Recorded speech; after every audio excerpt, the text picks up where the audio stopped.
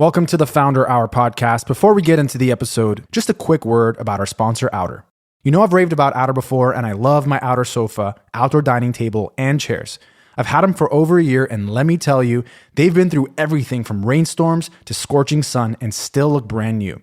That's because Outer makes outdoor furniture that's actually designed for the outdoors. From using incredibly durable and sustainable materials to developing innovative solutions like the Outer shell cover, which protects my sofa and dining table against dust, debris, and dirt.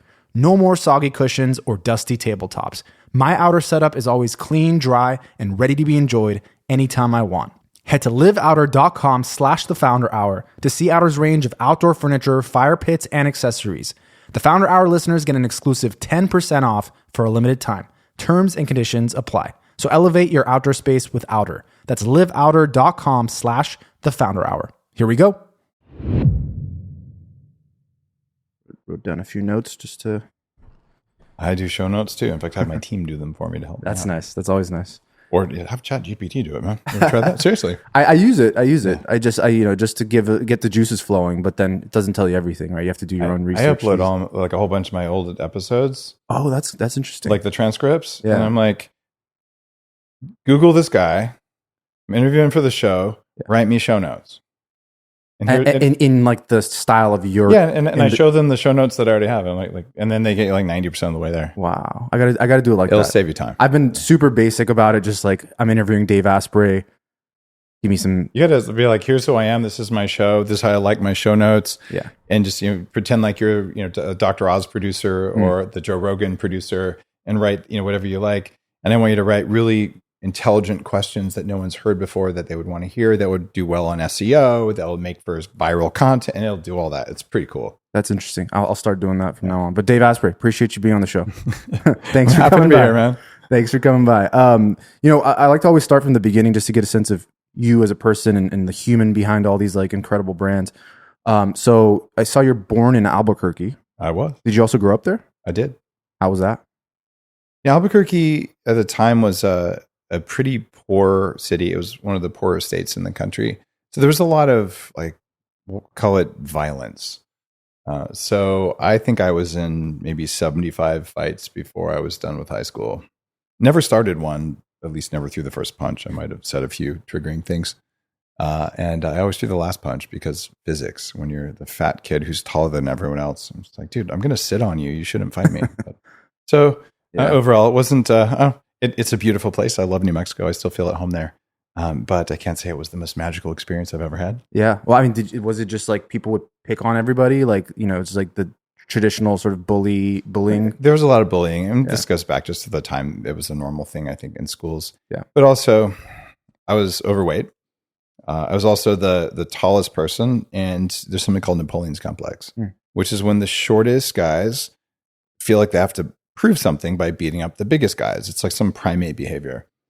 And I just remember this one time in, 8th grade or something, this kid was trying to do that. And I just looked at him and was like, dude, if I put my hand on your chest, you can't touch me and I can still kick you. Yeah. Could we just not fight? Yeah. And he punched me anyway. Yeah. So, I mean, in terms of in terms of what you enjoyed doing, like what were some of your interests? As a kid? Yeah. I was really into gold mining because my parents, with a few other families, this is something New Mexicans used to do. We actually owned a small gold mine. So I would go up there on weekends with my dad and my gun, my 22, and shoot at trees and go hiking and work on our little gold claim. Huh. In fact, a lot of people don't know this. I was the New Mexico gold panning state champion. Well, so it was like a tournament. There's a competition to see who competition. can get 3 gold nuggets out of sand the fastest. And I won it. And I was like, yeah, I beat the adults. I'm such a big deal. I probably won a gold pan or something if that counts. But I was very proud of myself at the time. Dig up gold to win gold. Yeah. I was also a computer nerd. Yeah. This was in the very early days of it. It helped that when my mother was pregnant with me, she worked for Bill Gates and Paul Allen and Ed Roberts, the founders of Microsoft, because Microsoft started in Albuquerque as a company called MIPS. That's right. She was their first employee. And one of the Microsoft founders bought my crib. Oh, wow. For their kid. Yeah, just like because like, oh, you're working for us, we should buy you something. So bought my crib. Yeah, I bought my mom a crib for me, I see. guess. So she didn't get stock options and isn't, a kabillionaire. Wow. But what was that experience like for her being like so early there? It was not impactful. I mean, she worked there for 6 months or something when she was pregnant, and this was the early 70s, right? Yeah. So she's like, I work for these 3 guys doing this tech stuff, but my dad has been in IT for his whole life, so I always had a computer. Even when I was 8 years old, I had my own computer. Before Windows existed, I had my own computer, and I knew how to type, and I was writing software. So I was one of those people who should be in Silicon Valley. Like, that's just how it works. Well, you did end up there. I think I read had a great career in Silicon So we'll talk Valley, about that. But you mentioned being overweight or as a kid. Did that run in the family, or were you just that way? Yeah, it ran in the family. All of my, on my dad's side of the family, especially, all of my aunts and uncles are substantially overweight, except for one who's, I think he might be vegan, so he might just be malnourished. Yeah. I know your thoughts on vegan. You were vegan at some point. I was vegan, trying to lose that weight. It just didn't work, or what happened? No, it routinely makes people sick. 80% of people quit being vegan in the first year because they get sick from it. I'm like, what if we just didn't get arthritis, autoimmune disease, and kidney stones because we never tried malnourishment as a strategy for losing weight? Yeah. Yeah, but I mean, I've written extensive science books on this. People have lost millions of pounds following my recommendations that include butter and beef. So I'm not a carnivore guy. I'm not a keto guy, although I'm happy to use both of those strategies. Yeah. I'm a how do you feel and how do you look today guy, and what's the fastest way to get there? And that's what biohacking is all about. Yep. So I know you end up, I think you went to Wharton, got your MBA, and then worked in Silicon Valley. It was the other way around. Oh, worked and then went and got your MBA. Yeah. What I did is I went straight from my early career in tech. I studied computer science. I got bored. And I'm like, all we're doing is theoretical problems. I want to go out and build a business. Yeah. In fact, I had already started what's, as far as any evidence I can find in my understanding of the world, I started the first e-commerce company on the planet. I saw that. It was like a global e-commerce business. I guess you could call it global. I did. Yeah. Here's what it was. We didn't have a web browser yet. So the internet was all text, and you could wait a while on your modem and download an image just like you would have on a web page today. So we had the equivalent of Reddit, but it was called Usenet. And on that, there were places where we would talk about caffeine and coffee and all this, and I was really into coffee. So I made a t-shirt that says caffeine, my drug of choice, and I had a picture of the molecule. In fact, I have that tattooed on my bicep. And I said, I'm just going to sell this to like the people online. It's like my online friends. And I posted it because I was a member of the community. And pretty soon I had orders from 16 countries. And the word e-commerce hadn't been invented yet. Right. And I didn't even know how to take payments. So they were faxing me checks, and I was going to the bank and driving to the post office with a car full of t-shirts and bags. So you're selling that. You're not selling coffee. You're selling I'm selling t-shirts to say caffeine is my drug of choice. Interesting. And I still have one of those t-shirts framed on the wall in my house. And it's kind of funny, that really is the first e-commerce product on the planet. And that was a couple of days before the first wine was sold over the internet. The guys who today run wine.com did that. That's right. And people now are saying, well, that sounds like a bunch of bullshit. I don't care. Like, I have the articles written about it. And so I became famous when I was about 22 because the Miami Herald wrote about me. And then all these other journalists called me. Pretty soon, I've got a color picture in Entrepreneur magazine wearing the t-shirt. I'm pretty sure that's real. And then another group of trolls, I love trolls, by the way.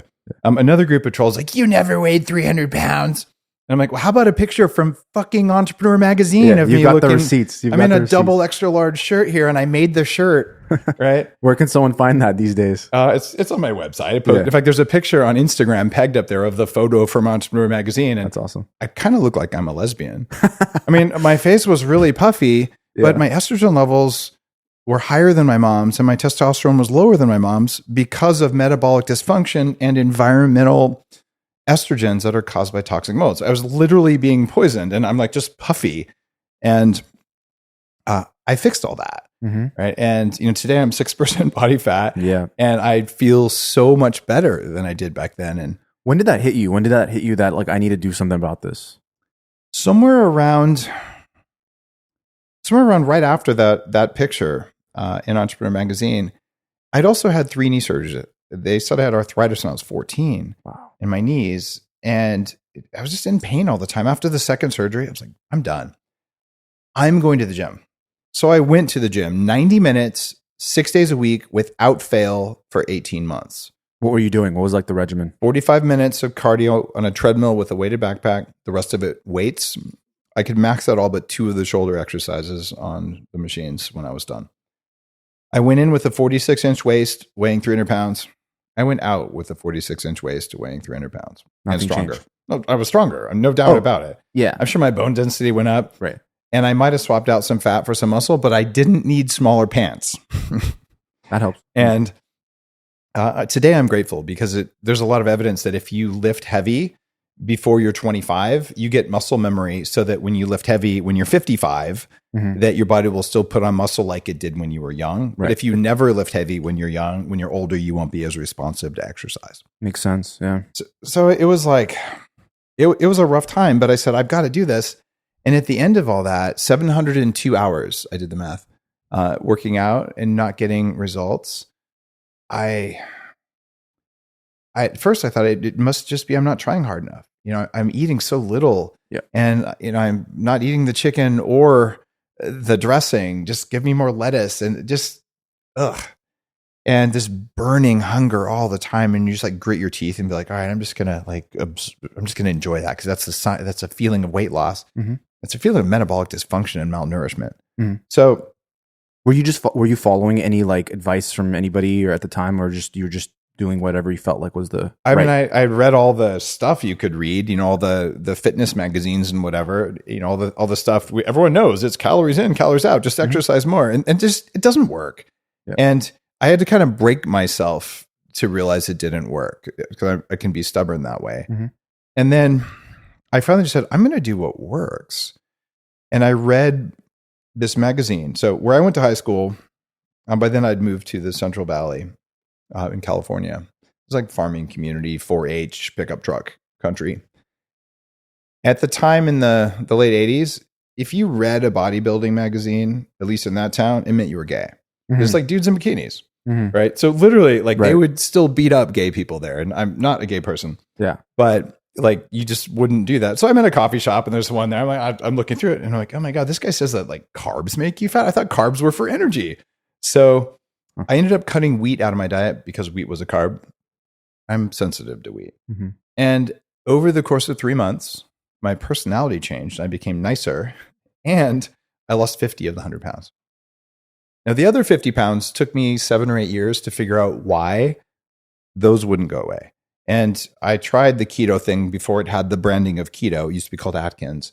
And I tried the zone diet and I tried the vegetarian thing. And I went through all these different things just saying, what can I do? Because my mindset is I'm only going to do what works. I'm not going to do what is supposed to work. Because what most people do today, whether it's to succeed in business or to succeed in relationships or to succeed with their health, I heard somewhere that this works. I'm going to follow a very simple rule, like exercise more, eat less, and it has to work because, and they insert some bullshit story that's too simple and it doesn't work. Mm-hmm. And then when it doesn't work, you blame yourself because shame and guilt are such powerful motivators. And what? So yeah, if your marketing doesn't work, maybe you should try a different marketing strategy. And we don't have much of a problem with that.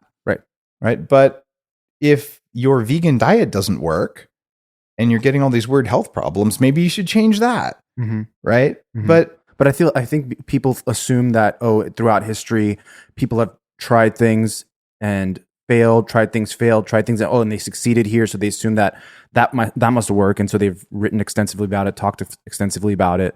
And so like, it's almost like looking at history as opposed to having this like contrarian point of view of like, maybe there's a better way. Maybe there's a different way. Maybe it's not a one size fits all thing. And have you found that? People's, at least when it comes to your body and sort of the way that the different things affect it, is it pretty common across the board, or do you find that everyone's different? Well, there are basic rules that work for all people. And the number one rule is stop eating the toxins that make you weak. Mm-hmm. But the toxins that make you weak or make me weak are not the same. And then the second thing is focus on food that has enough energy, that means calories are not bad for you, and has the right nutrients. If you do that and then you personalize, it always works. What I find a lot of people make mistakes on is they say, well, I'm going to focus on the aggregate nutrient density index. And there's a mindset that says calories are bad. And if you believe that, you're supposed to eat foods that are mostly water and fiber and have some nutrients. And you're starving all the time because your body doesn't get enough energy. And I see this more in women than men, but you're just not getting enough animal protein because you stuffed your body with a bunch of water and fiber and green stuff that actually has onboard toxins in it. So number one, toxin avoidance, man-made or nature, I don't care.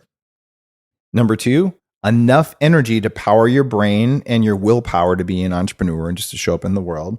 And number three, adequate animal protein because it's 3 times more absorbable than highly processed vegan protein, which is the only way you can get vegan protein without a ton of carbs. Number 4, don't eat bad fats. And this is true for everyone. Bad fats are soybean and canola and corn oil and the cheap liquid oils that are everywhere now. And then number 5, have the amount and type of carbohydrate that makes your metabolism work right. And that varies by person. That's a lot to memorize, and that was as simple as I could make it.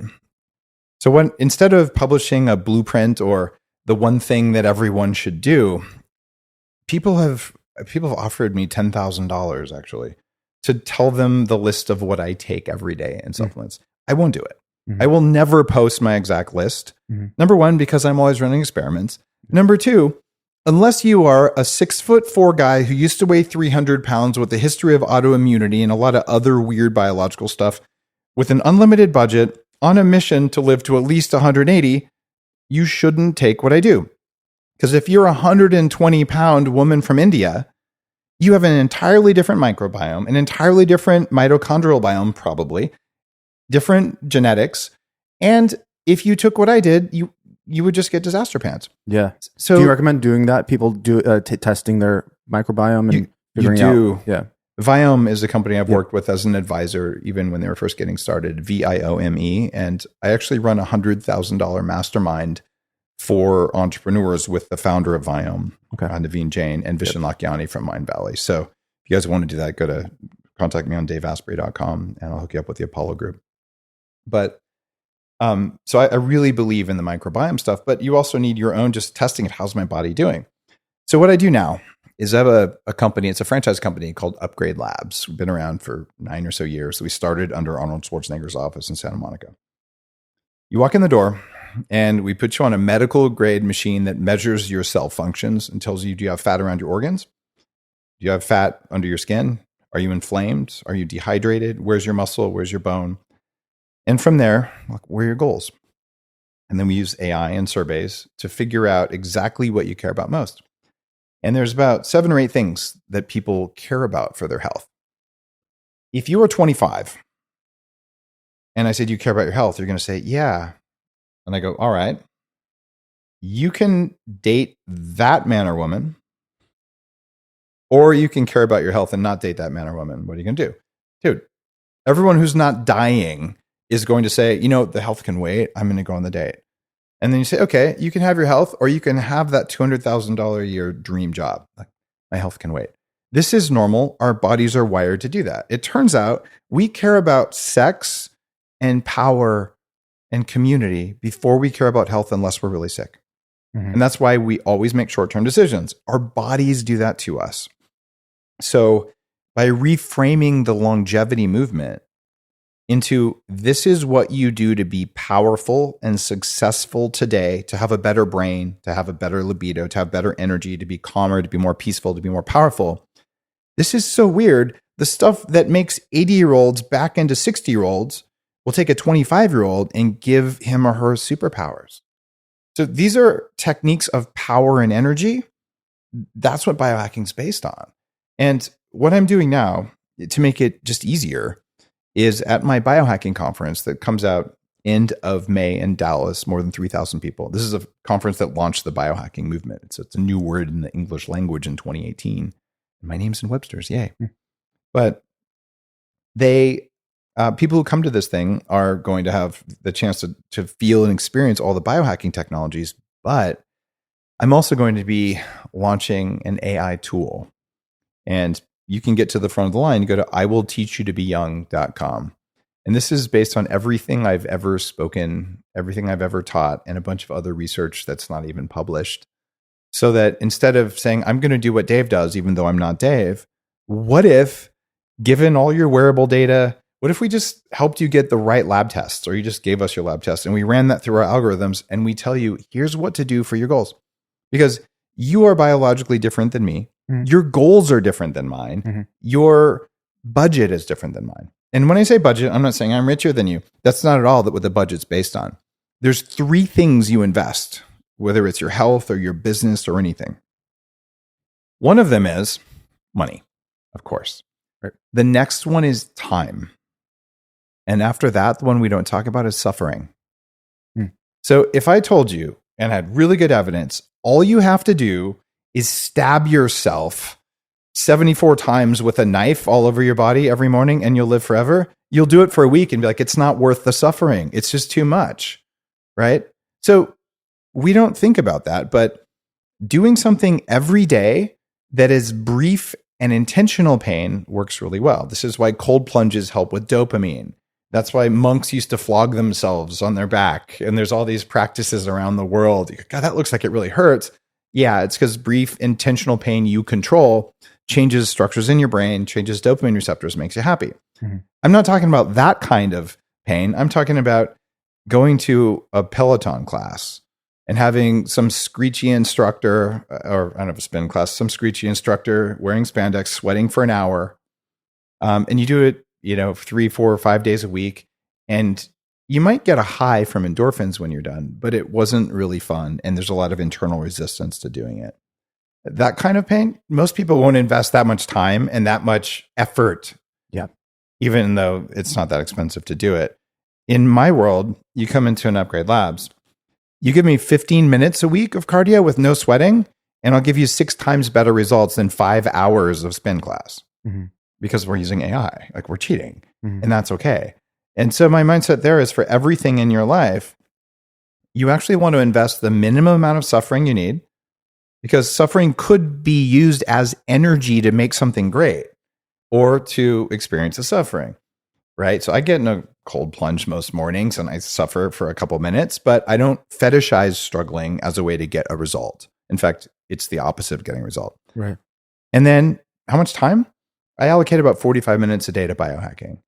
And I don't really have much more time than that. And all the other things that I do throughout the day might support my energy and my environment and my lifestyle, but they're not intentional biohacking because I'm working. I have 6 companies. Right. But you've built that into your day. It's not like you're the other outside of that 45 minutes, you're just eating anything you want, doing anything you want. You're, it's part of your routine. It's not pizza, beer, junk lighting, and cocaine or whatever. I live a healthy life, but what I did is anytime there's a decision to be made between something I'm going to do anyway, like coffee. I could drink crappy coffee from the local Starbucks with 50 grams of sugar in it, or my new coffee brand is called Danger Coffee, and I have nothing to do with Bulletproof anymore. And that means I don't know that they are following my current standards. I don't even think they know my current standards because they're new. Yeah. But Danger Coffee is mold free, and it says it right on the label, which some coffees don't. Actually, most of them don't. It also has a large therapeutic dose of trace minerals and electrolytes in it. So I was going to drink coffee. I could have had the coffee with mold that causes like jitters and for me, brain fog and sugar, or I could have had clean coffee like Danger Coffee. Yeah.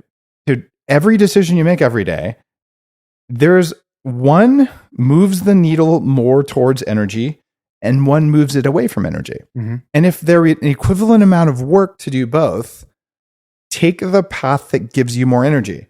And if it's a ton of work to get more energy, maybe don't take that path because you didn't want to do the work. Yeah. That's okay too. Yep. So I think a lot of entrepreneurs have perfectionism disease where they think every decision has to be optimal. No, just the decisions that are worth it have to be optimal. Right. So I want to unpack this. Let's just talk about coffee for a second, Sure. right? You mentioned being into coffee. You launched the e-commerce business, shirts about coffee, and then you go on to start Bulletproof Coffee. Yeah. I know you're not involved anymore, but I want to talk about that period in your life because it was such a big part of your life. what did you kind of come across? You're into coffee. I'm sure you're trying a lot of things. What did you learn about coffee early on, and why did you start Bulletproof, or even like what prompted you to go in that direction? Oh yeah, this is so unlikely. So I literally am a computer hacker. Maybe I'm rusty these days, but I was VP of cloud security at Trend Micro, one of the top 3 biggest computer security companies.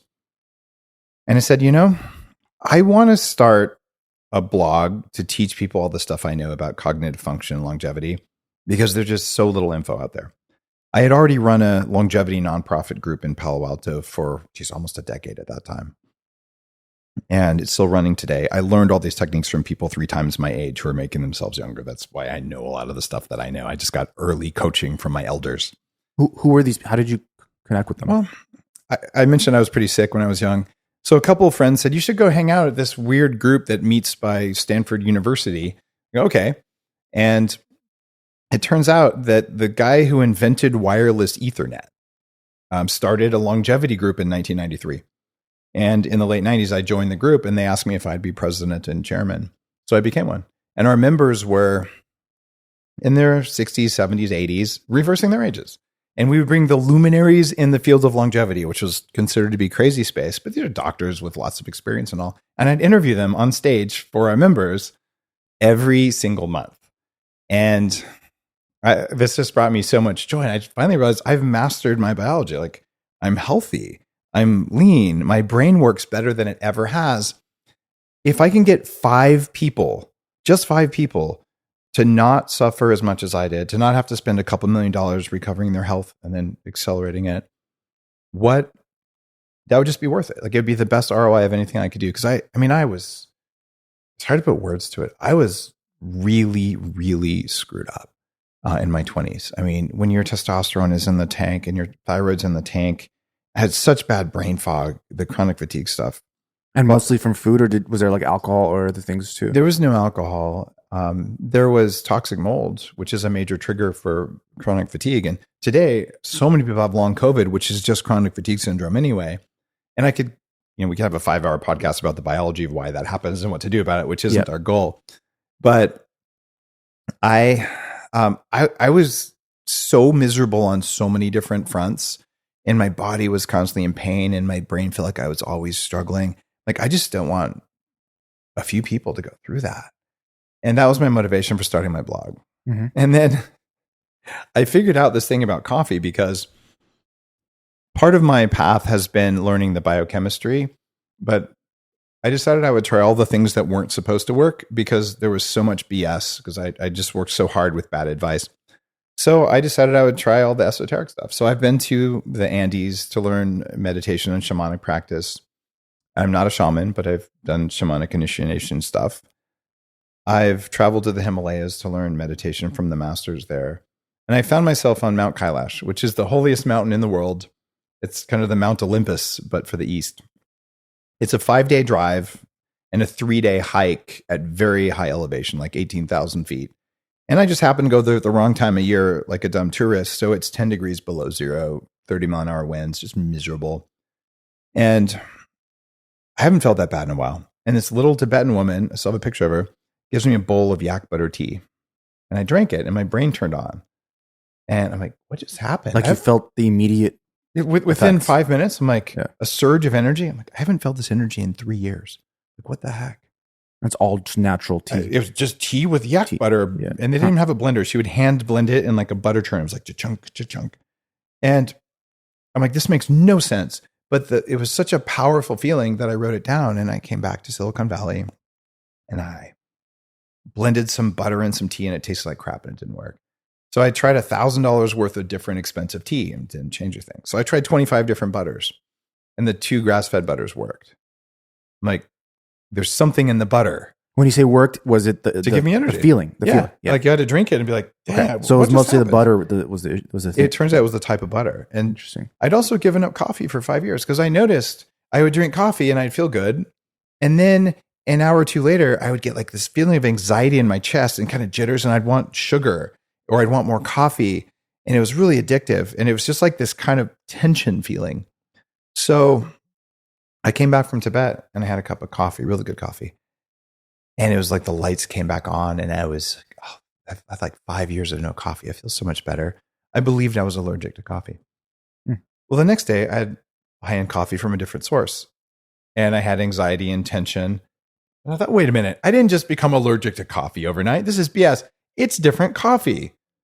So I figured out, went into all the research on coffee, agriculture, production, toxins, and I just did good biohacker detective work. I figured out where the mold is, where it comes in, and how to test for it. Why is it there? It's there because insects bite coffee beans. When they do that, they introduce mold spores. The mold spores sit in the coffee bean. Then during the transport of the coffee that's harvested, by the way, good coffee pickers who are well trained and paid more won't pick bad beans, but usually they just use migrant workers who don't know how to pick coffee. And they'll also pick unripe beans, but that's a different thing. That's one of the steps. Mm-hmm. The coffee can spoil in the truck, but then they ferment the coffee either in piles on tarps or in river water. And during that fermentation, this toxin that is something that interrupts your cell membranes and is associated with bladder and kidney cancer, it grows and it survives roasting and it survives brewing. And this is so well known that most world governments have standards in place to protect their population from more than 10 parts per million of this toxin. It's not that the mold is present, it's that a toxin made by mold is present. Just like when you take penicillin, you're not eating mold, you're taking an extract of penicillin. Well, if China, Japan, and Europe will protect their population from mold in coffee, the US doesn't. Mm-hmm. So they will send coffee to the US you can't sell legally in Europe. And then we'll drink it. And then, of course, we get jittery and cranky and all those things. And I was very sensitive to that because I lived in a house with toxic mold. Why hasn't anything since then been done about it, or has it? Like, do you find... Is it just because at the level of scale that a lot of these coffee brands are at, they don't? It's a lot easier to say that there's not an issue than it is to fix the issue. I mean, look at our political system. Yeah. Right? Yeah. All you have to do is repeat a lie often enough. So what coffee snobs will say from the industry, and I guess I am 10 years in the coffee industry, but they'll say, at first they're like, Dave's a computer hacker. There's no way he could have done this. And I'm like, guys, the reason I could do this is because I'm not from your world. I'm from another world. And I looked at the data instead of beliefs. Right. And the data is we're drinking coffee with mold toxins. There's 36 studies that back this up. And why don't we just address the problem? We could, maybe the government in the US could put in a regulation saying, oh, we're going to have the same standards as Europe, 10 parts per million or less in coffee. And then the coffee industry would have to go back and they'd have to go to the coffee growers and coffee processors, and they'd have to increase the quality, which would increase the cost, which would then make, McDonald's and Starbucks and Dunkin' Donuts and Tim Hortons and all those people all pissed off because now their coffee costs went up. Yeah. When I'm selling Danger Coffee, it's premium coffee. It tastes really good, and it's got a therapeutic dose that would cost you probably more than the coffee of trace minerals that are in it when you drink it. Mm-hmm. And I don't worry about it. Yeah. So early on, such a big difference. Yeah. So early on, you discover this. You have this blog, mm-hmm. and how do you go from being this like guy who people might look at me like, this guy, I don't know who knows if this guy knows what he's talking about. He's just like writing a blog, and I'm here drinking my coffee and like, to having this like world like phenomenon when it comes to like bulletproof coffee, and people are like, you know what I mean? How do you go from that? There's a secret. It's a really, really dark secret. People aren't as dumb as you think. I learned at Wharton, it's cheaper to run an ad that says you have high quality products than it is to make high quality products. This is the state of marketing today. Wharton's also at the time the only business school without a built-in ethics course. But that's actually not how the world works. If you sell a product that actually works, people will talk about it and they'll buy more. The idea of putting butter and MCT oil in coffee without mold, it's a new idea. It's a synergy of an ancient Ayurvedic practice or an ancient Tibetan practice and MCT oil, which comes from my longevity research world. And this didn't exist before. And when you blend all that stuff together, it actually does what I said. And now I think I know why it works. But it was so shocking because people would say, this is bullshit. And then they would try their first cup. And one of my favorite stories ever, I used to have something called the Fatmobile. And this was a Toyota Prius turned into a giant stick of grass-fed butter with a coffee cup from Disneyland that would twirl around. It was my art car at Burning Man.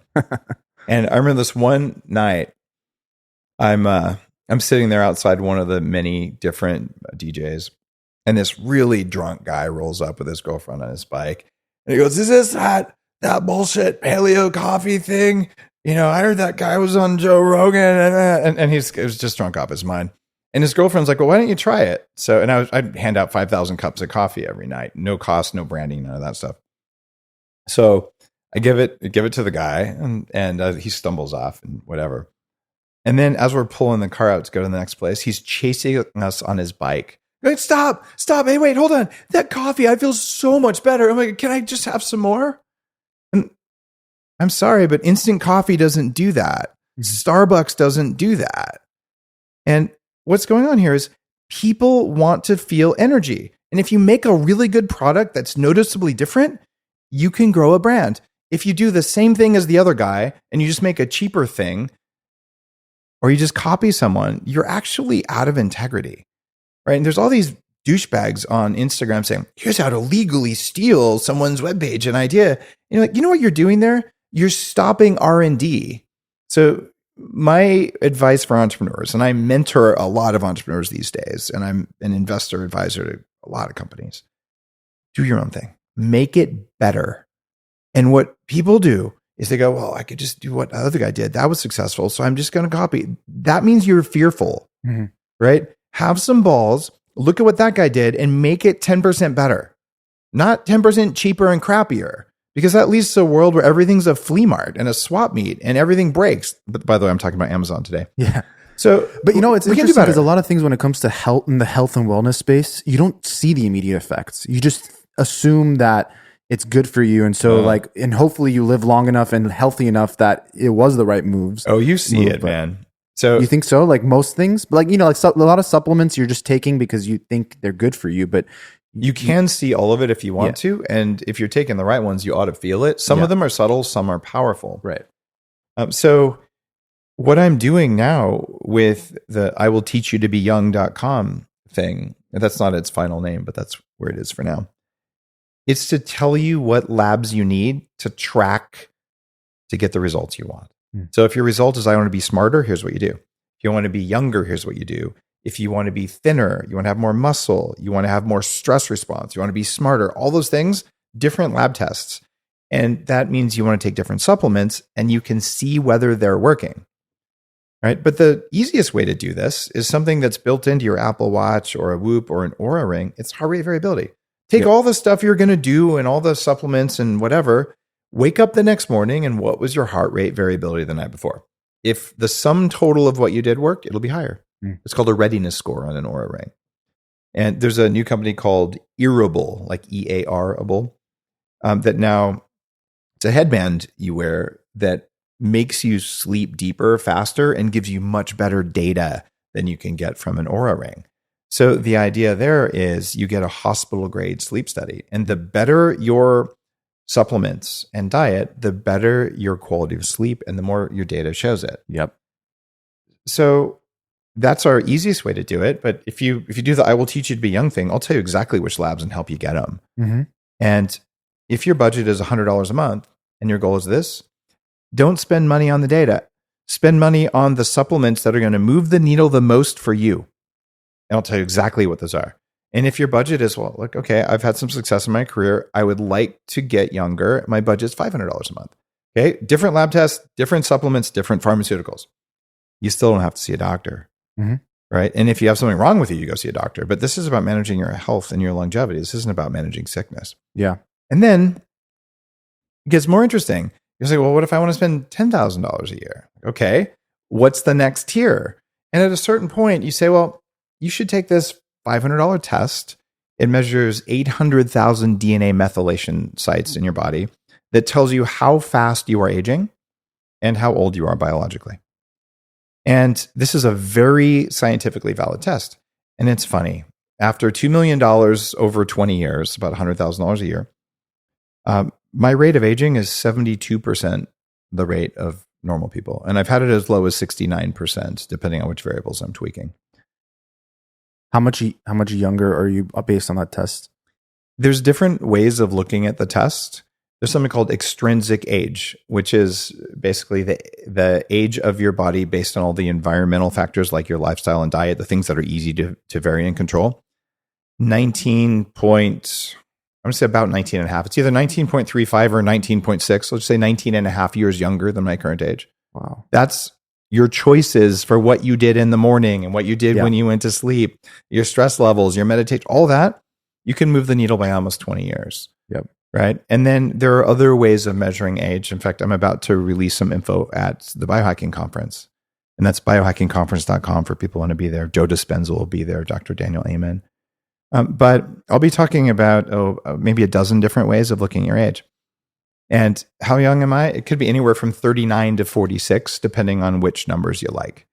And some of the other ones are weird. Have you ever heard of grip strength? Grip strength. Yeah. Like your actual grip strength. Yeah. Yeah. Well, that is one of the biggest markers of age. Interesting. So over time, you just get weaker. Right. So my grip strength is that of an 18-year-old. Do you actually train that? No, it's just based on all the You're other healthy. things. Yeah. Right. That's just how it works. And I felt it when I shook your hand when you got here. Did you? This guy's a strong handshake. Yeah. It wasn't an intentional thing. It's just, in fact, I had one guy years ago, my friend Alex, he publicly accused me of working out and lying that I wasn't working out. Cause I truly wasn't working out at the time at all. And I'd lost some weight. And finally, like we had a personal conversation. I'm like, dude, why are you doing this? Like, I'm not lying. I actually practice a non-lying thing as part of my spiritual work. And he's like, your handshake is too strong for someone who doesn't exercise. So I know you're exercising. And I'm like, oh, let's talk about mitochondria. So we're buddies now, but it was pretty weird. But healthy people, when you're young, you're stronger and it's built into your tissues. And I'm not trying to brag here. I'm saying everyone can do this. Another marker of aging, the amount of visceral fat packed around your organs. As you age, it goes up in almost everyone. I have low visceral, this is the dangerous fat, low visceral fat for an 18-year-old.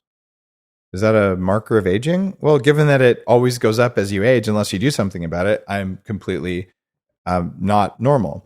There's also response time of the brain. Mm-hmm. When you're 18, it's about a quarter second. And as you get into your 30s, it's 350 milliseconds. I have an 18-year-old brain response time. So how quickly does my brain respond to the environment? I get a signal in it. It's much faster than it normally would be. And is that because I've been taking cognitive enhancers for 25 years? Maybe. Is it because I've spent 6 months of my life with electrodes glued to my head at my 40 years of Zen brain clinic, figuring out how to upgrade your brain? This is like a thing entrepreneurs do. And I don't know why. I can't tell you everything I did that worked. Maybe it's the recipe that works and it wasn't one thing. And every drug company and just a lot of people, they just assume, well, there's one thing that causes aging. Why do you believe that to be true? One thing that causes autism, one thing that causes obesity. No, there's not one thing that causes bread. Like it's a recipe. Yeah. And you've got to have that whether you're running a business, whether you're running your biology. So I would just tell people, if you're willing to spend some percentage of your income and some percentage of your time and some percentage of your energy, you can have a better brain, you can have a better body, you can have a better heart, better relationships, and you can live longer. Yep. And anyone out there who says, well, you're just going to extend your health span. I know, because I'm a surgeon and I was fat and stressed and traumatized, and now I charge $250,000 a year in order to sell you a longevity practice that tells you you can't live longer. And there are people out there taking advantage of others doing this right now. And if your doctor in the world of longevity doesn't look you straight in the eye and say, I think we can extend your lifespan, let's do our best, that is not a longevity doctor. That's a Luddite pretending to be a longevity doctor. So is this where, you've mentioned publicly that you believe you're going to live till 180? Is that right? Is that based on that? It's almost right. So I'm planning to live to at least 180. At least 180. Yeah, I don't want to sell myself short.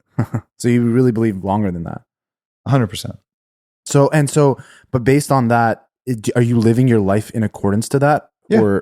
Part of my morning meditation is I'm telling the cells in my body that they're about 28% of their duty cycle. Mm-hmm. One of the things that needs to happen biologically for your body to do that is your body has to believe it's going to do that. And your body has its own consciousness that's different from you. And that also pisses some people off. It's called your ego, and it comes from your tissues. It is not you. It's a different thing that works for different goals. It's the part of you that wants you to eat all the cake, have sex with all the people you shouldn't have sex with, and run away from anything remotely scary. So that's just not you. It's something you manage that's always trying to manage you. So you got to be on top of that in order to make these kind of decisions. But if you do that, you can. Yeah. But I mean, more so like, the sort of the shortness of life, right? Like, let's say they say the average age is like what, 72, maybe younger. For dying? 74. Yeah. Is it higher like now? 86. It's higher now. Yeah. Okay. So based on that, people like live their life assuming that maybe they might live to that age, right? Yeah. That's a terrible strategy. Yeah. Right. You should live your life in two different ways. One, like you could die today and it would be okay, because you're not afraid of that anymore, and because you're living in integrity. And at the same time, like you are going to live for an extremely long period of time, because all the evidence that I have says that there's a great likelihood of this, and we're solving problems every day to make this happen more. And if you are wrong and you think you have a long period of time where you can build up wisdom and build up energy and you can do all these amazing things, and then you get hit by a truck, you had a life with less fear and with more joy and more curiosity and more creativity and more love. But if you're saying my life is short, the last 25 years of my life are going to be suffering, arthritis, not knowing my name, and tubes in all of my holes, that's a miserly little life with a foregone conclusion. I already tried that in my 20s. It sucks to have the diseases of aging, to not remember anything from a meeting, to not be able to bend over without being dizzy, having sore joints, and having the doctor look at you and say, you're at very high risk of stroke and heart attack. You should do something about that. And you're obese. Oh, and you're pre-diabetic. And geez, you're only 26. Everyone is expecting this when they're in their 50s. It wasn't even normal in our 50s until very recently. And it doesn't have to happen to anyone. So take that out of your consciousness. Yeah. You know it could happen to you. It's not going to happen to you. You are going to be very, very old, and you're going to look and feel as good as you do now or better. And you're going to have the benefit of wisdom, which comes from experience. If you have youthful energy and wisdom, that's what's going to fix the world. Customers are rushing to your store. Do you have a point of sale system you can trust, or is it a real POS? You need Shopify for retail. Shopify POS is your command center for your retail store. From accepting payments to managing inventory, Shopify has everything you need to sell in person. Get hardware that fits your business. Take payments by smartphone, transform your tablet into a point of sale system, or use Shopify's POS Go mobile device for a battle-tested solution. Plus, Shopify's award-winning help is there to support your success every step of the way. Do retail right with Shopify. Sign up for a $1 per month trial period at shopify.com/founderhour. Once again, go to shopify.com/founderhour to take your retail business to the next level today. What do you say to people that, let's say, like right now we live in a world where it's just go, go, go, right? Like it's just, like work all the time. I know the hustle culture has, there's been a lot of talk around that, but it just seems like the state of the world right now, or like the economy, right? Like you just have to like work hard. I don't know how to explain it. Like if you want to be successful and you don't come from a lot of money or whatever, you need to work hard. And that takes up a lot of time, right?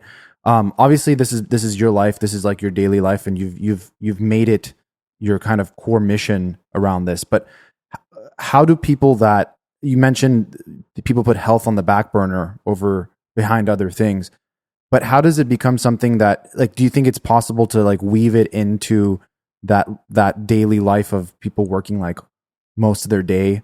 They're at work. They're not, I don't know, eating. Yeah. It's possible. I'll just share some personal stuff with you.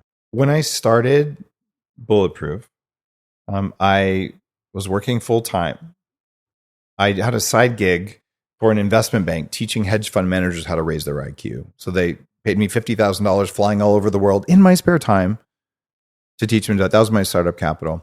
I had 2 very young children, and I just moved to Canada.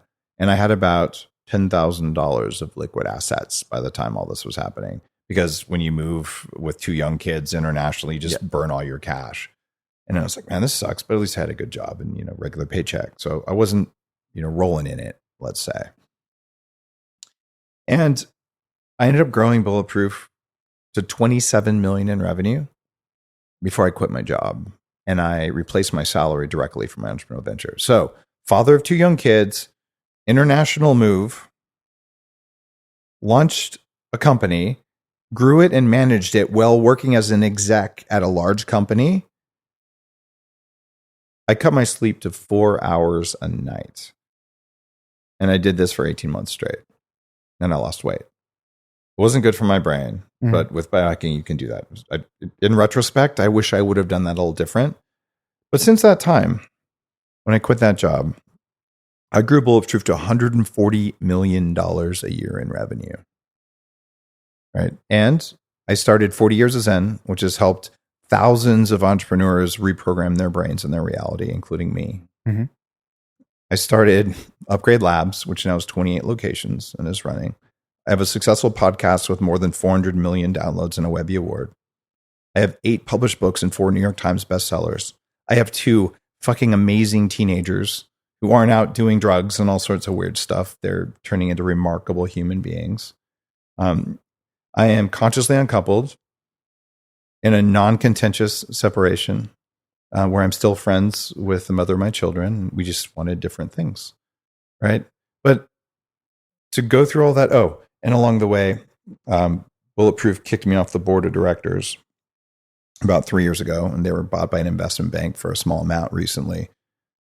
And anyone who's an entrepreneur and sees the company they built go down a path like that, that just doesn't feel good. It's traumatic. What went wrong there? Just for people listening to like maybe avoid if there's certain things that you maybe would have done differently. When you're working with venture capitalists, actually, let me finish the point. I'll tell you about the Bulletproof. Yeah. So all that stuff, I still today run a media company, the podcast, the Biohacking conference, 3,000 plus people every year for 10 years, hundreds of vendors to play with, toys. I'm writing a new New York Times bestselling book right now.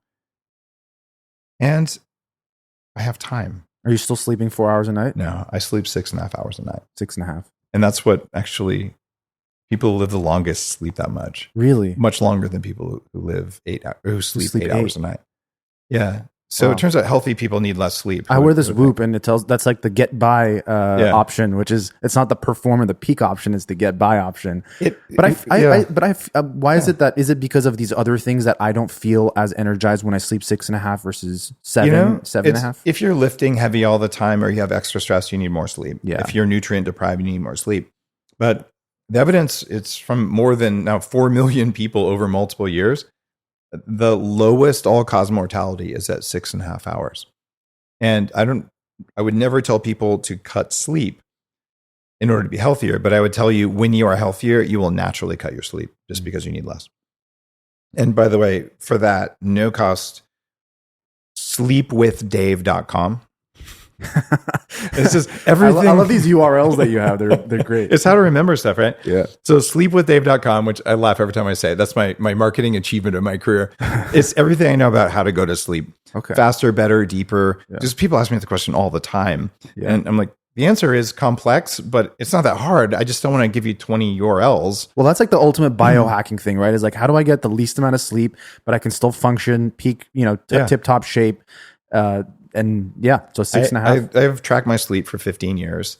My current gold standard is the Earable, which is this. It's out of Oxford University. It's true hospital grade, but as a little thing that whispers in your ear to cause you to get more deep sleep. So people who can't go to sleep or can't stay asleep, it fixes that and it gives you this hospital grade signal so you can really tune your sleep. You might be surprised that your Whoop or your Aura is not that accurate when you compare it to an Earable.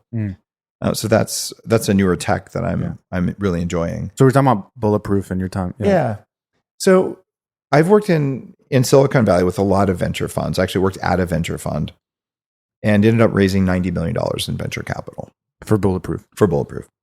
And venture funds play an important role in the economy. Because for me, I needed money for coffee, right? And I actually went to the VCs, some of whom were my friends, and I said, this isn't really a fundable company because I'm in all these different things. and who's going to buy it? And I said, but you should give me 50 grand for just a personal loan for coffee. Like I'm just dialing for dollars here because I have too many orders and not enough inventory. So they came back and said, here's $8 million. And I was like, whoa. And I remember I had this kind of spiritual discussion with myself because I know what VCs do.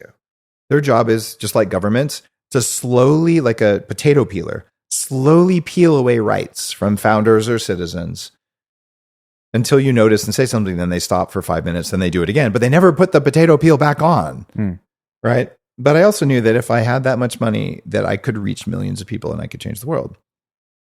Biohacking is a global industry worth $63 billion now. I started the biohacking movement. Yeah. And I feel so good about it because I go to places all over the world and people stop me and tell me this work has changed their life. Yeah. This is more than 5 people I just wanted to help. It's helped millions of people. Like, had you not taken the 8 million, it would have been... I wouldn't have had the media budget in order to really make this grow. Right. So I'm always grateful to the venture capitalists because, growth capital and things like that happen. And did the Bulletproof Diet come before the actual coffee, the product? Like, because I know people were making their own bulletproof coffees, right? My very first blog post about biohacking was about the recipe for bulletproof coffee, and I trademarked it. Okay. But I didn't. I said, you need mold-free beans. And after a while, I'm like, guys, I can't tell you where to get mold-free beans because there's no way to test them. That's not $10,000. So would you want to go in with me? And that was my first product. Right.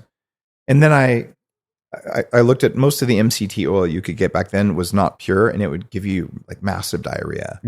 And so I found one that was much more effective and how to make it. And then 5 years later, a study came out and says that one form of MCT oil is much better than all the others at raising ketones in the body and helping the brain. So you can feel what works. So those were some of the early products, but it was just born out of I can't buy it, so I'm going to make it. And I just shared the secrets that I knew. I published the Bulletproof Diet Roadmap online, and I had hundreds of thousands of people doing it for free before I wrote the book. Yeah, and then you raised the $8 million to go out and create the product. Well, I already had created the product. I just couldn't make enough of it to sell. I needed inventory mostly. Yeah. And that helped me with, hiring a marketing team and all. So on the venture capital side, that's the good thing. The bad thing is, well, they want this board seat. They want that board seat. And, sometimes you might come in with one board member and then they leave. And in this case, one of the VCs called me one day and said that they put $30 million into our biggest competitor. So the VC that was on your cap table invest. Why was that? They just wanted to hedge their bets, or like, did they not believe in Bulletproof anymore? I couldn't tell you why. I mean, no rhyme or reason. It's whatever's going on inside their heads. Right. I can tell you that as a founder, that did not feel like it was high integrity. Right. That's a conflict of interest. It felt like that to me, but they did promise that they wouldn't share my numbers with the other company and that the other company wouldn't see mine. Oh, but their board observer went to the other company. Which is an interesting thing as well. So now someone who knows all of our inside secrets is now at a competitor, but don't worry, he's not going to talk about it. Yeah. And so that was one of the things where like, wow, I wouldn't have expected that. Right. And so for founders who are just worried about this stuff, or for people who are just alive, your board of directors or your government or your investors will continuously come to you and say, you need to give me this right, but it's for your own good. Okay. 100,000,000,000% of the time, that is always bullshit. When the government said, oh, here's the Patriot Act, it's just for whatever, a year, just to keep you safe. Dude, it's whatever, 2001, 23 years later, no, they don't give rights back. Yeah. So anytime your board or your investors want a right, you always ask for more back than you give them. And then suddenly they didn't want the right. Or you put very strong controls. You can have that right for 3 months. And if the numbers go down, I get the right back. Right. And one of the big mistakes I did, I added a certain right that the investors had asked for. Right. And I put a limit on a certain employee being there instead of a time limit. And So, I mean, these are very small chess moves on a very big chessboard. And if I look back on things, I'm like, I wish I would have had better advisors advising me instead of the company. But people who are all in and mission driven like me, the company feels kind of like it's you. Yeah. And you know it's not, but it feels like that. So I shouldn't have listened to my corporate attorneys for my own interests and my employees' interests. I should have listened to a separate attorney that only advised me. Because then there were probably some decisions that if I could go back with what I know now, of course I would do it different. So what happened there? End of the day, someone else is running the company. I have no visibility to the numbers. I have no visibility to what they're doing. And then they called up one day and said, we're selling the company, and sorry, out of cash, and we're going to sell. And so they had all those rights to do that. You didn't really have to have that's debatable, but they did it. Yeah. Yeah, there's some stuff that I'm not really in a position to talk about. Yeah. But let's just say that there wasn't agreement over who was allowed to do what, right? And so I have had to call up a lot of friends and people who believe in me and said, this investment that we all thought was going to return things. Since I have been removed from the company, the valuation has plummeted, and I didn't even know it had plummeted. Yeah, because I wasn't getting numbers. So it's one of those things. This can happen. In fact, when I share this,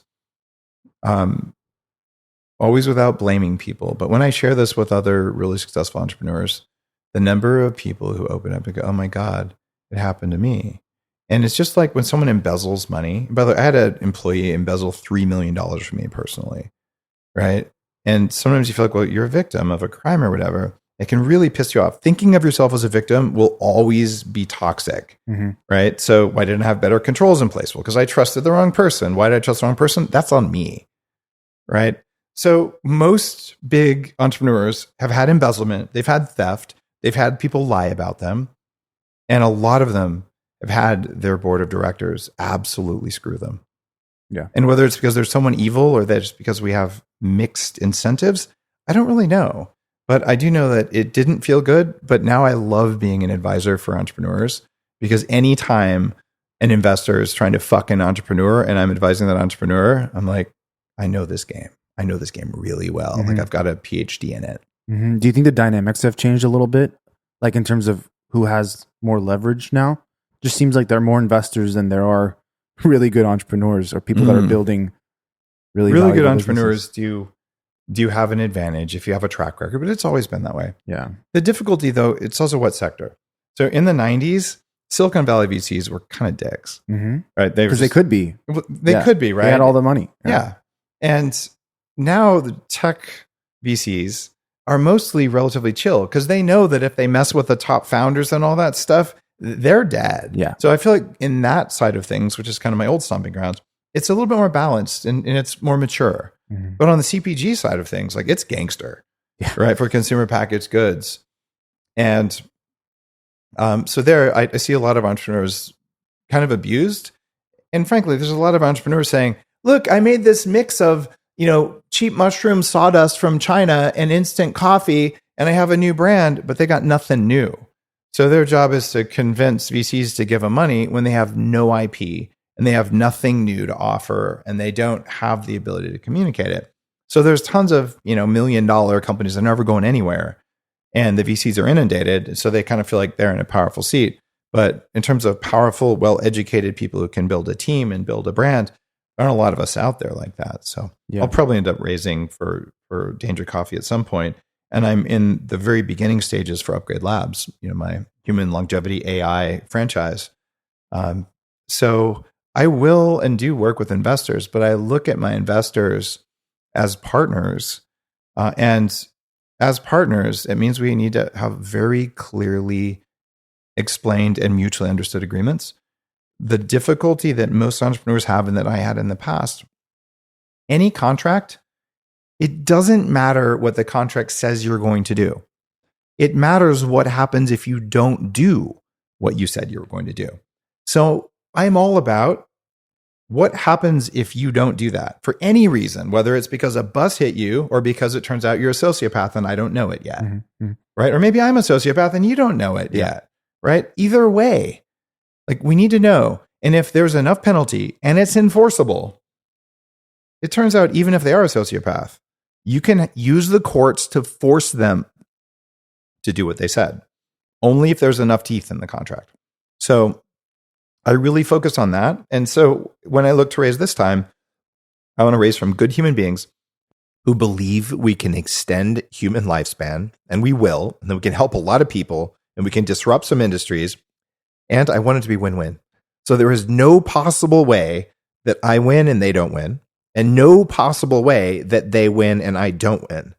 And VCs have been trained for a very long time to make it so they always win and you don't. Yeah. So investors who are working or thinking about this saying, I should work with Dave, I'm happy to talk with you. But if you open the conversation saying you want participating pref, you're probably not the right guys. Mm-hmm. You want preference? We'll talk. You want participating pref? No. And this is something most first-time entrepreneurs don't even know what I just said, but you better learn how venture capital works, and your attorneys better be very experienced at deals or you're not paying them enough, because you're going to need help negotiating. It's like your first time buying a car. Yeah. You don't know where they're going to screw you, but it's an industry. Yeah. So you mentioned Danger Coffee, which is your newest brand. Besides the investor thing, are you doing anything else differently in your approach when it comes to building Danger Coffee compared to what you were doing with Bulletproof? Because Bulletproof, like you said, was this like new novel concept that people didn't know about. So it's like the sort of the concept it feels like sold the brand. You didn't have to do much marketing in the way of, it was just like, no, man. I spent $400,000 a year giving away Bulletproof Coffee at festivals and events all over the place. Yeah. There was a lot of marketing that went into that. Yeah. And so I know how to do that. With Danger Coffee, it's also a new concept. Yeah. It's a specific form of trace minerals, and we're all so deficient. People feel different when they drink Danger Coffee, even if there's no butter and MCT. And that's the difference, is I make a better product than anything that's existed before, and then I market it. Most people, they buy a cheap product and then they market it like it's something special. And I remember once, Forbes named Bulletproof, when I was running it, as one of the top 20 most innovative brands in the country.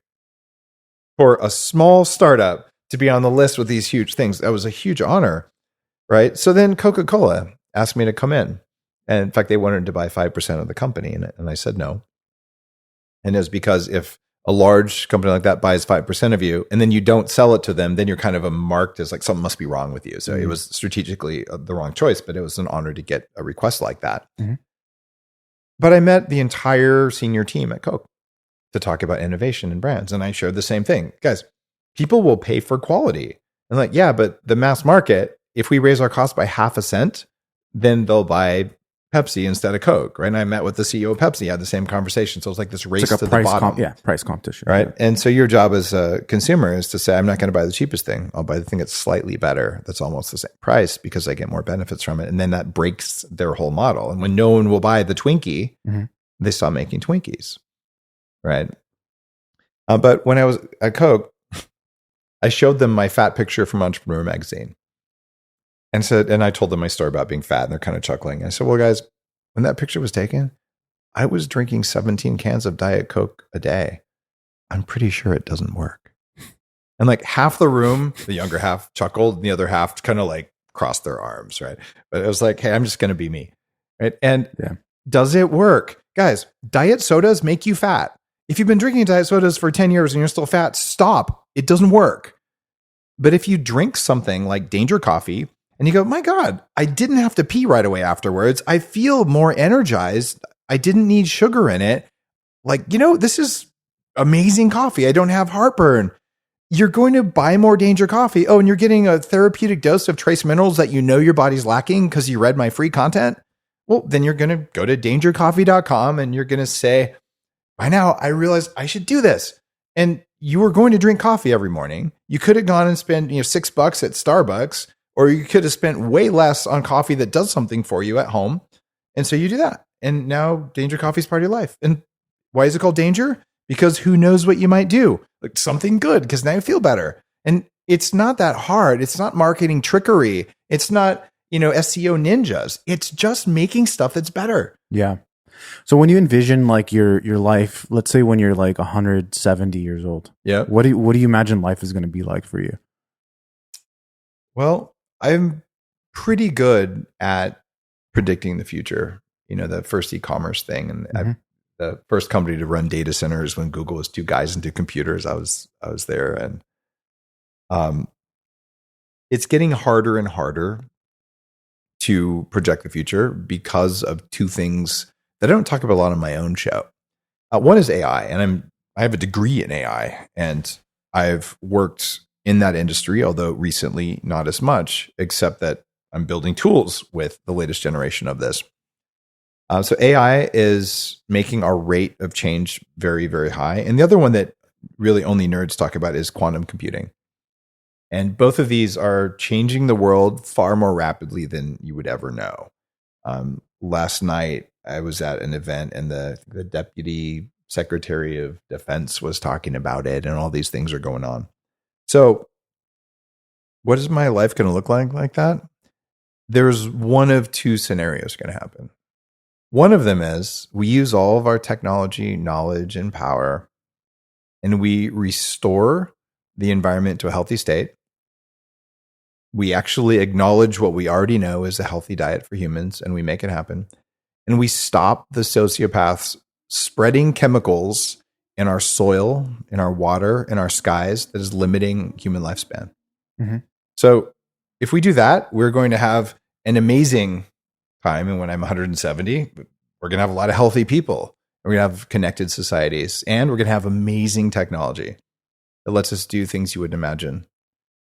Or we have the other reality, which is more everything is tracked and monitored and controlled by a central authority. And since every society that's ever gone down the central authority route always fails with mass starvation, that's probably not the way we want to go, right? So what I envision is a world that's better, where people are younger, and we have people who have wisdom. If you know you're going to live for 150 or 200 or 300 years, are you really going to throw the trash in the ocean? Because you know that plastic is coming back into your body. Yeah. But do you think like the world functions well when there are people living that long? Like, because you hear a lot about, like people in the workforce, and, the baby boomers, and the, Gen X and Gen Y, and like there's this like turnover, right? There's this sort of, I don't even want to call it healthy, but a healthy turnover where there's opportunity for younger people because older people get old and they get out of the workforce. Like, do you think that just things change from that perspective? Things will change. Yeah. And they already are changing. One of the biggest problems is that we used to have generational wealth in the US, where your parents might buy 2 houses and you get one. If we keep going the way we're going right now, 2 companies, BlackRock and Vanguard, maybe 3 in State Street, they will own 60% of the homes in the US instead of our kids. And this is so unacceptable. And look, I don't care which politician you support. Whichever one you support needs to say straight up that they will change taxes on those companies to make that unprofitable so that we can buy homes for ourselves and our kids can too. This isn't a problem of older people. This is a problem of sociopaths designing policy. And the only candidate I've seen or heard talk about this is Robert F. Kennedy Jr., who straight up stood up and said exactly that. I will change tax law on day 1 so that our children can buy homes again. Yeah. Right. So what'll happen over the course of 100 years? I want you to go back 100 years. Okay. It's 1921. World War I was just fought with horses for a lot of it. They had cavalry in it. And our first biplanes have just happened. Kitty Hawk, I think, was 1917, if I remember right. We're about to have a big economic boom. The telegraph is going on, the railroads. I mean, crazy times. It's so different. That's when they were born. Let's see. They couldn't spell DNA because they didn't know what it was. They had no antibiotics. Washing hands before you went to the hospital. I mean, and that person's alive today. And they drank and smoked and did all sorts of stuff. Right. They lived through the 70s of free love and pot, and the 80s of cocaine and heroin, and the 90s of, I don't know, what did we do in the 90s? Bad music, but everyone was too afraid to I guess ecstasy was the 90s drug. Yeah. And raves. But anyway, they did all this crazy stuff and they're still alive, right? Now they're pretty old though. Yeah. But they lived through it all. Yeah. All the things that you're not supposed to do. Right. The next 100 years, there was World War II. There was the Korean War. There's all this nasty stuff that happened. There's also a lot of amazing progress that happened. So my view is fundamentally, the population is shrinking in every developed nation dramatically. We're not having babies because we can't, because we polluted the environment over the last 30 years. When I was 30, it was, God, I hope we don't get pregnant accidentally. My 30-year-old friends, I have a lot of them, like, I'm freezing my eggs because my fertility is already almost gone. Like, I hope I can get pregnant. No 30-year-old in all of recorded history has said that unless they're married and wants a family, right?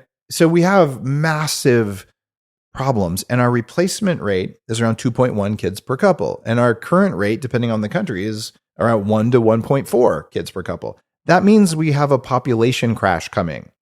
It means there will be empty cities 25 years from now, unless we take our people, no matter what age they are, and we make them younger, stronger, and healthier. Do you have faith that the public sector through policy will be able to help that, or is it just going to be up to entrepreneurs and the private sector to just figure out innovative ways to help when it comes to that? I would love to find one example throughout history where the public sector has actually done that. Can you think of one? I personally can't, honestly. I've looked into this. It doesn't look like public policy is the way to do it. And I am not a libertarian. I do not identify as any party. The party system is for people who can't think, because I'm about policies, not parties. But the primary role of a government is to protect you from violence. That's it. That means that the violent taking of your life, your health, your home, your goods, right? And for that, you pay a price. It's called taxes. And I'm happy to pay some amount of taxes. Guys, quit stealing my shit. And if you're my government stealing my shit, you're stealing my health, you're stealing my wealth, you're stealing my rights, and you keep raising taxes because you have terrible economic policies. Oh, and you deflated my currency so much under Biden that you've already taken half of my money that wasn't the taxes you took, that was the other half. So throughout all of history, when democracies fail, and they always do, it's usually after about 200 plus years, and they usually fail in some kind of revolutionary thing, just like dictatorships do, right? All governments have sine waves and things. So I'm concerned about the state of the US, and I really appreciate having been born here and that there's so much good stuff here. So I'm hoping that we do something about inflation and about printing more currency and about just out of control spending and the fact that we owe something like $250,000 per person in the country to other countries. So I would say precious metals and Bitcoin seem a lot more stable over the next 20 years than the US currency. But our government does all sorts of dirty stuff to other governments, and we're good at it. So maybe we'll win and do some other, like, I'm not betting on any of it, but diversification is a good thing. And entrepreneurs, we fix stuff, right? Governments, they take stuff. Hopefully in 100 years, you can listen back to this and be like, I was right, and we're in a much better place now. 100 years from now, we'll have gone through 3 more cycles of this. And there'll be times when people are really stressed. There'll be times when people leave a country because of its policies. I see a lot of people fleeing Canada right now, right? Because it's gotten really weird up there, right? And fleeing Canada, like, that's where you go because people are nice. Like I'm a dual citizen. Like, I like Canada, but it's gotten a little weird up there. And I see people saying, I want to leave California, or I want to leave the US. And look, we've had migrants for thousands of years because you don't like the conditions you're in. You go somewhere else, and there's some good stuff and some bad stuff. So, like, this is life. But when you're going to live for hundreds of years, there's some good times, there's some bad times, right? And you see things are good over there, and, like, you develop a sense of peace, right? Where you don't have to be reliant on what's happening around you or on rights that you're granted to have the rights that are innate to you. And part of developing wisdom is learning the sense of resilience so that you can choose your state no matter what's happening. And in the stuff that I teach at 40 Years of Zen and the stuff at the advanced biohacking levels, it's like, look, you can have empathy for another person. That's better than no empathy, but it's toxic because then you feel everyone else's pain and they can manipulate you. That's actually how narcissists and sociopaths get in, is because you have too much empathy and you can't control it. So then you evolve and you develop compassion. Where, I really wish you well, but I don't have to feel your pain to wish you well. You just do it automatically instead of being pissed off and judgy. Okay. But The state beyond that, that's more evolved, is called equanimity or resilience. And this is the monk who meditates in the middle of a storm, and you cannot take the monk out of their chosen state. They can take themselves out of their state. And that's what I think most entrepreneurs need. So today, revenues are great. Things are going good. Tomorrow, some employee is lying and, tried to steal some stuff, or, something bad happened. But you're like, I am calm. I am peaceful. I'm going to be non-reactive, and I'm going to do the things that matter and act with integrity. Well, if everyone's like that, you're unprogrammable. And that means that marketing companies can't lie to you, and it means your government can't lie to you, and it means your investors can't lie to you. So more equanimity is the goal. Yeah. I was pulling up this quote that I really like, that Ryan Holiday had posted. Something about like, it's not skill or something that sets you apart.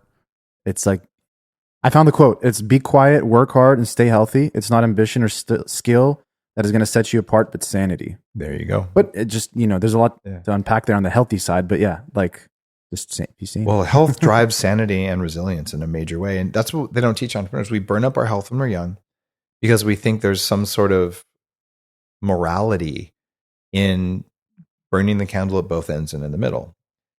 The problem is you'll do that, you'll never have enough. I remember when I was 26, I made $6 million at that company, the data center company. And I lost them when I was 28. And how do you lose that much money? I'll tell you in a sec. But when I had $6 million, I looked at another friend at the company and said, I'll be happy when I have 10. Yeah. Right? It's an elusive goal, right? And it's the hungry ghost syndrome from Buddhism, where no matter what you eat, you're always hungry. They have a whole realm of hell named after that problem. So how do you lose $6 million when you're 26? By the way, I just want to say this was pre-Biden dollars. Okay. So that's about $18 million in today's money. Yeah. Yeah. I'm not joking. Like, yeah, that's how much minimum wage was $4 an hour in the late 90s, right? And now it's 20. That's 5x. Right? Crazy. So anyhow, the way I lost money was by being too successful too fast. So I got promoted until I could actually attend board meetings when I was 27 years old. And I wasn't on the board, but this is a $36 billion publicly traded company. And I was allowed to watch, but not speak, because I was like very high level strategy for the company for M&A. So that meant I had inside information. I was not allowed to trade my stock. And I watched the stock go from $80 a share to $5 a share when I was blacked out from trading. Oh my God. All I had to do was quit and sell everything. And I didn't, because I knew it was going to come back. Newsflash, guys. For every entrepreneur out there, everyone who's got, a windfall like that, take half your winnings and put it with an investment advisor who's trustworthy. If you can find one, they're hard to find. And tell them that you want money that you're not going to touch, that will never go away. And you want it to grow a little bit, but not aggressively, because you have lots of risk capital in your career and you don't need it in your money. There were multiple times I could have taken money off the table at that company, and I just didn't. And one thing that I advise entrepreneurs to do, if you're going to raise a round of venture capital, always negotiate for the company first, because you have a fiduciary responsibility. And then you look at the VCs and you say, hey, I want to sell you some of my shares as well. Even if you're taking $500,000 or $1 million off the table, right? And if they say why, you say, because I want to have enough money that I don't have friction in my life. And they're happy to do that. They want you to not worry about who's going to wash your car, because they want you focused on the business, right? So you do that, and you save some of it. And that means if it doesn't work out, even though you know it will because you have faith in your company, that at least you have a savings account. I know some people just are broke if something doesn't go the right way. And God knows in my case, I was expecting Bulletproof to be worth, as much as $800 million 5 years ago. And I don't know if I can talk about the exact amount that it went for, but it was 10% of what the company was worth when I left.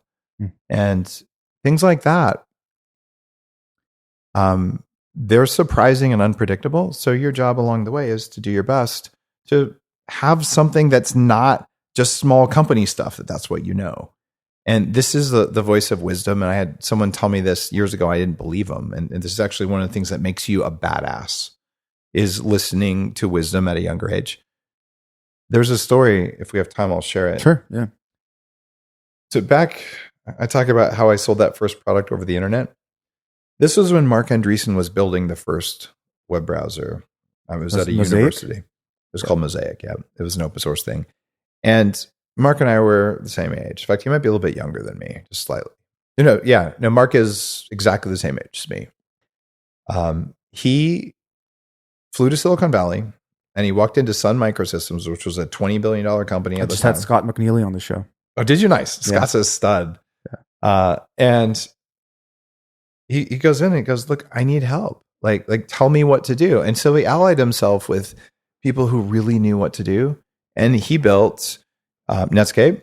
And then he built LoudCloud, and I competed with LoudCloud. I launched a similar product one day before the LoudCloud big launch, but he sold that. He fought really hard. He almost failed that company, and to his credit, he did it, right? And became a venture investor, multi-billionaire, and just tons of respect there. The difference between him and me is that I hadn't done some personal development work when I was younger, and I'm like, I'll do it all by myself. So I'm living 80 miles from Silicon Valley. I have the first freaking e-commerce company. I could have driven there and raised money with my eyes closed. Yeah. All I had to do was take advice from someone else and ask for help, and I was unwilling to do it. And it took me, another 5 or 6 years to learn how to take advice from people who've been down the path before. And this is why I spend so much of my energy now mentoring people, whether it's on biohacking or with the Apollo group, this, very in-depth mentoring of people. Because if you're starting your first business, you're willing to be curious and listen and pay attention and take action, you can avoid all the mistakes that you're going to make by working with someone who's already made the mistakes. So I wish I would have done that. Yeah. And the other guy who did this, even more elegantly, is Mark Zuckerberg. He was, like a lot of these guys, dropped out of Harvard. Same thing Bill Gates did years ago. But Bill, I think he had family connections. His dad was the top attorney for one of the industrial titans behind monopolies. Yep, the Rockefellers. Mm-hmm. But Mark Zuckerberg, he did the same thing. Sheryl Sandberg, like he went and he connected himself with people who knew a lot, so he could do his superpowers. So the sooner you realize, if you're really working on it, you better find people who have already taken the arrows, taken the hits, so that you don't have to. So those are two entrepreneurs kind of from my generation, a little bit after. Talk about my generation, I'm only 30, what the heck? But, and I respect that they did that. And I also know why I didn't do it. So if you're listening to this and you feel like, I have to do it all on my own. It's a hostile world, blah, blah, blah. You have a lot of stories about reality that are bullshit. That's why I've spent 6 months of my life with electrodes on my head. I developed a neuroscience company and hired a team so I could upgrade my brain. And I've had 1,500 entrepreneurs come through there to go through how good are you at sensing reality without judgment? Because the better you are at that, the better of a CEO you can be. And the more you'll be able to say, I don't know that. Who knows it? I'll ask for help versus I'll just handle it on my own, because you don't want to tell people that you actually don't know anything and that you have fear and you have a negative voice in your head and all that crap. All that's hackable. Yeah. Love that. Thanks for sharing that. Well, Dave, this has been a wonderful conversation. It's been fun. Yeah. Thanks for coming by and just sharing your story and wisdom and all that with me. I learned a lot and the listeners, I'm sure they did too. So thanks for coming by. You are very welcome. And listeners, if you want to know what's going on with just all that, just tell me what to do stuff. I will teach you to be young.com. And sleepwithdave.com. Sleepwithdave.com. And the final one, if you want to be an entrepreneur in the biohacking space, go to ownandupgradelabs.com. It's a franchise, and we'll teach you how to build and run a biohacking lab in your city. Sweet. Thanks, Dave.